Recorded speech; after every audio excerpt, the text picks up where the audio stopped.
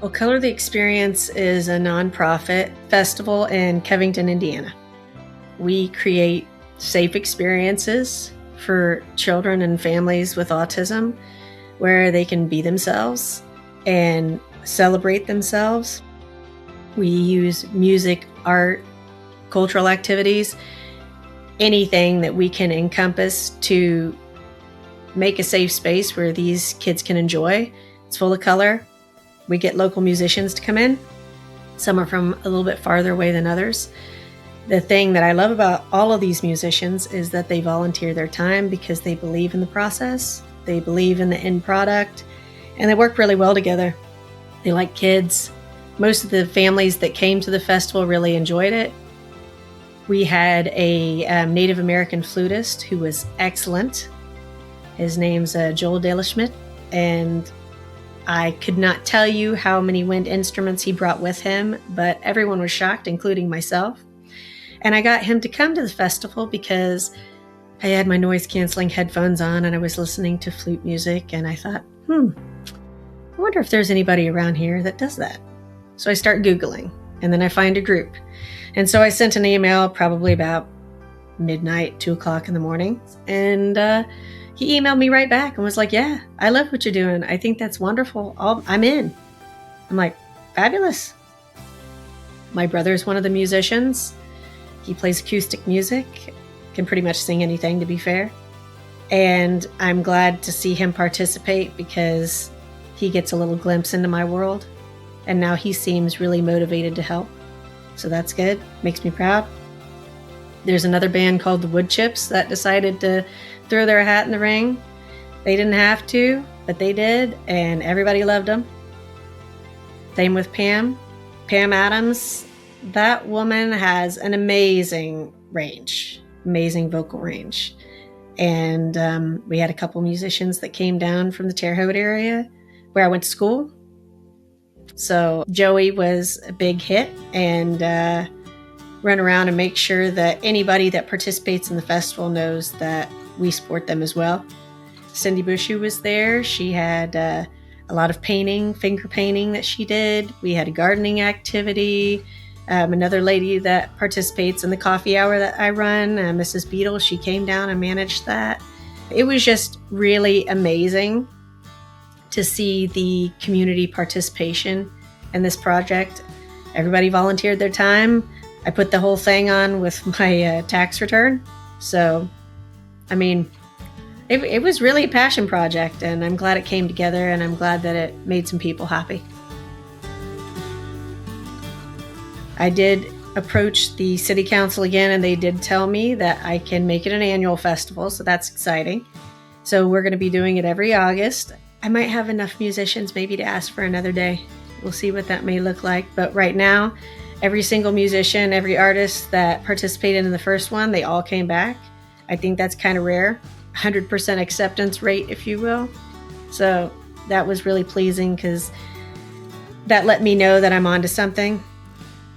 I really enjoyed working with those musicians, and I can tell they've got a lot of heart. So if I can find more musicians like that, the more that I find that want to participate and do a good thing, I'll just keep going back to the city and asking for another day. You never know, it might turn into a whole weekend.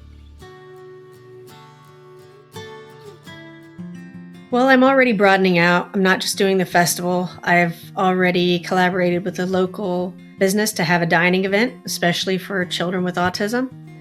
I have alpaca extravaganza coming up, so partnered with another farm who's allowing us to come out and basically just let the kids run wild in the pasture. I already tried with my kids. That's generally how I do this.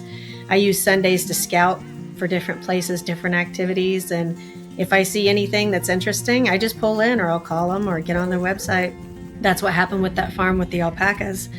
I found their website, drove by there, scouted it. I saw that they had a fence that was contained, so their pasture is contained. The driveway was far enough from the road. I pretty much do a safety check. And any place that I drive by that I don't think will be safe, I don't contact them. So I'm only contacting people that I've already scouted their place out. And I'm pretty certain that it's far enough back from the road or there's adequate fencing, or I could bring fencing myself because I always say safety first, then fun.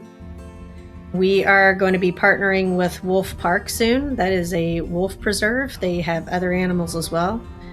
Also plan on partnering with Kankakee Sands, which is also a bison preserve. We're working together. There is a climbing company that I've reached out to. There is an Irish dancing company that I've reached out to. There's a martial arts company that I've reached out to. So yeah, essentially just anybody that's doing anything interesting. If I reach out to them, we have a good conversation and they're open to collaborating, I set up the whole thing. I make all the flyers.